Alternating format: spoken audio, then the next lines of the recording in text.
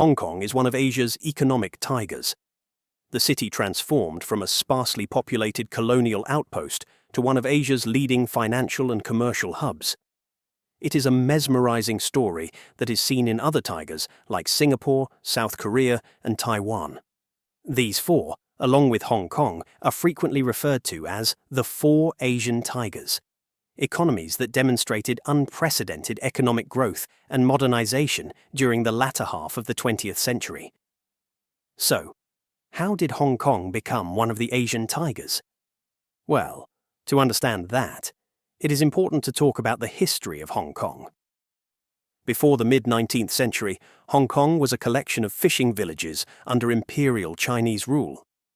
However, it wasn't until Britain's involvement that Hong Kong's future role as a global entrepot would become fully realized. Hong Kong came under British control through a series of treaties, starting with the Treaty of Nanjing in 1842. The British recognized the deep-water harbour's value for trade, particularly in tea, silk, and opium at that time. Over the subsequent decades, the colonial government worked to establish Hong Kong as a free port, meaning few or no tariffs on goods entering and exiting. This approach set the foundation for the city's modern identity as a trading hub. Here's a graph on Hong Kong's population until 1900. Here you can see that Hong Kong's population exploded in growth, reaching more than 310,000 people by that year.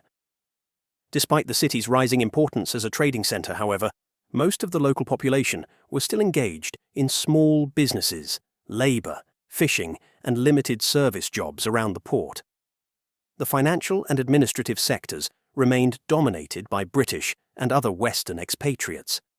Still, the seeds of what would become Hong Kong's renowned business culture were being sown. During the Second World War, Hong Kong was occupied by Japan from 1941 to 1945. The occupation devastated the local economy. Trade came to a near halt, and a significant portion of the population either fled or perished. Here's the extended graph on Hong Kong's population.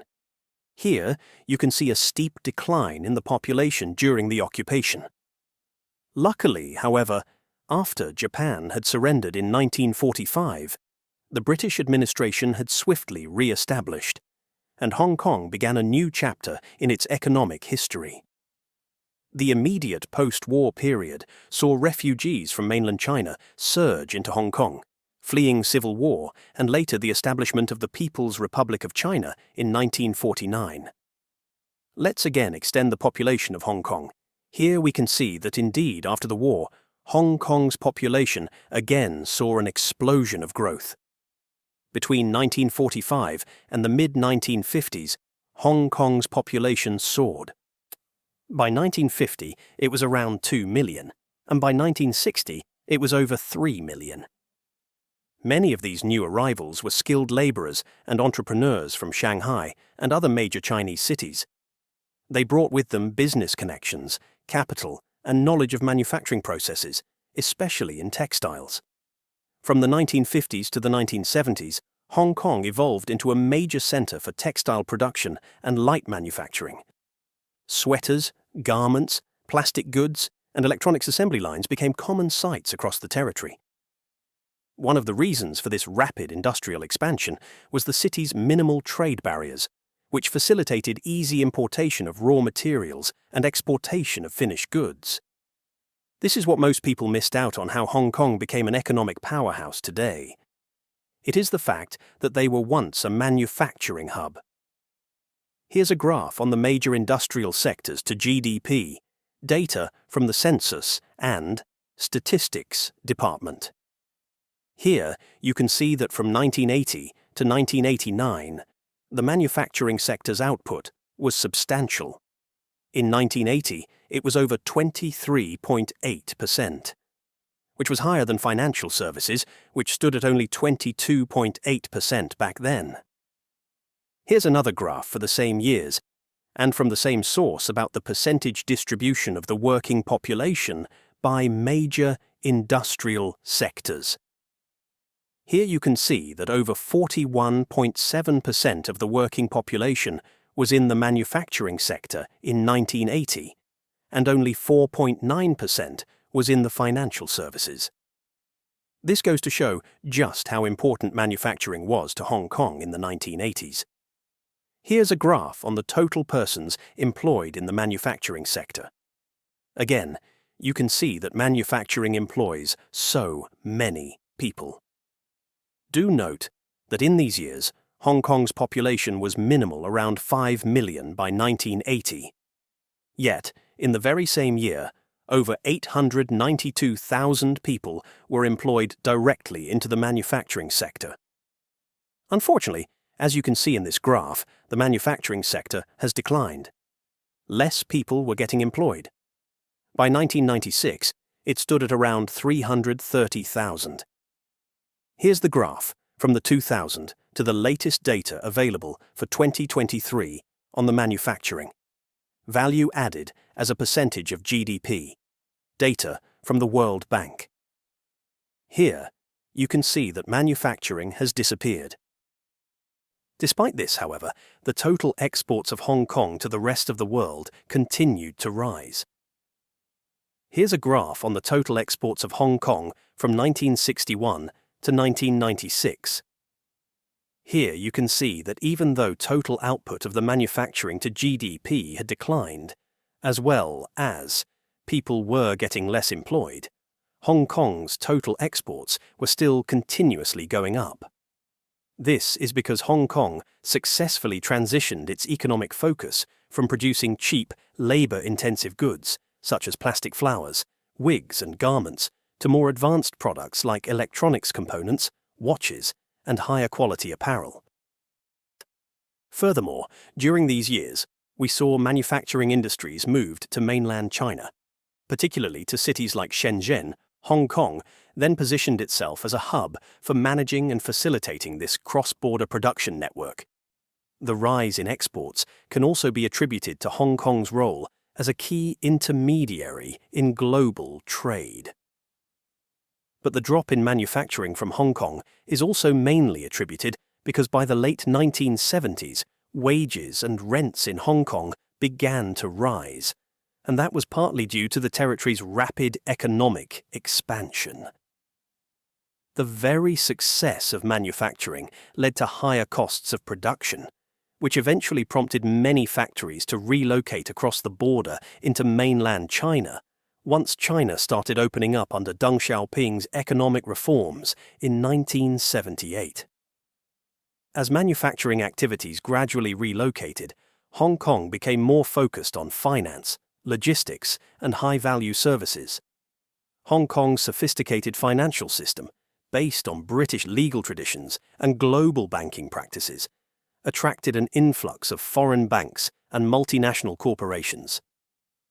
The Hong Kong Stock Exchange, HKEX, established in 1891 in a nascent form and restructured multiple times, became a robust capital market platform for both local and international companies. Here's a graph on the share of the financial services to GDP of Hong Kong, data from various sources. Here you can see that the financial services to GDP has continuously risen, peaking at 2020 with a contribution to GDP of over 23.4%. Here's another graph on the market capitalization of listed domestic companies in Hong Kong. This is a very important indicator and has been one of the reasons why Hong Kong stands as one of the world's financial hubs. Here you can see in the graph that the data has fluctuated a lot. That is a given because the stock market goes up and down. But you can see just how big it is. Back in 1990, it stood at $83 billion. But by 2010, it immediately rose to over $2.71 trillion. This is the growth that has paved the way for Hong Kong to be a financial powerhouse. They were basically home to some of the biggest corporations globally.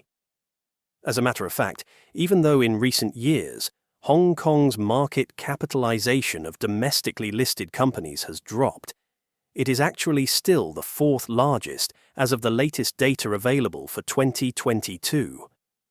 The reason behind this is no other than the fact that many mainland Chinese companies, ranging from Tencent to Alibaba, have chosen to list their shares on the Hong Kong Stock Exchange. Finally, let's talk about the challenges that drove Hong Kong's economy to change over the years. One of the biggest challenges that many foreign investors saw was the 1997 handover, where Britain would return Hong Kong to Chinese sovereignty under the One Country, Two Systems framework.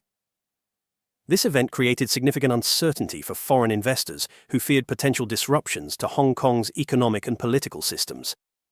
Many questioned whether Hong Kong's free market economy, independent judiciary, and international business environment would be maintained under Chinese rule.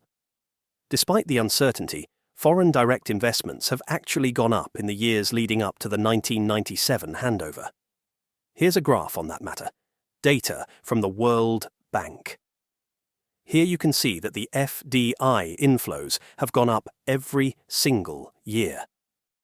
The reason why it has gone down in 1998, however, is much more about the 1997 Asian financial crisis, and less about the handover itself.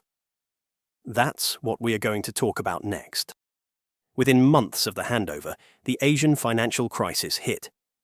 Currencies across Southeast Asia plunged, and investor confidence wavered.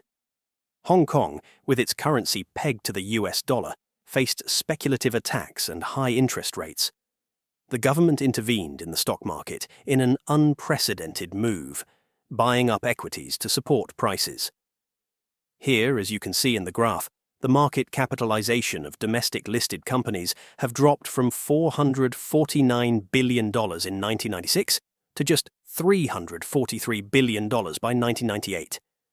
Here's a graph on Hong Kong's annual GDP growth.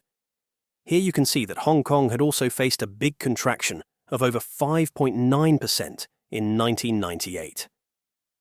The only good thing is that despite these setbacks, Hong Kong's economy has rebounded fast.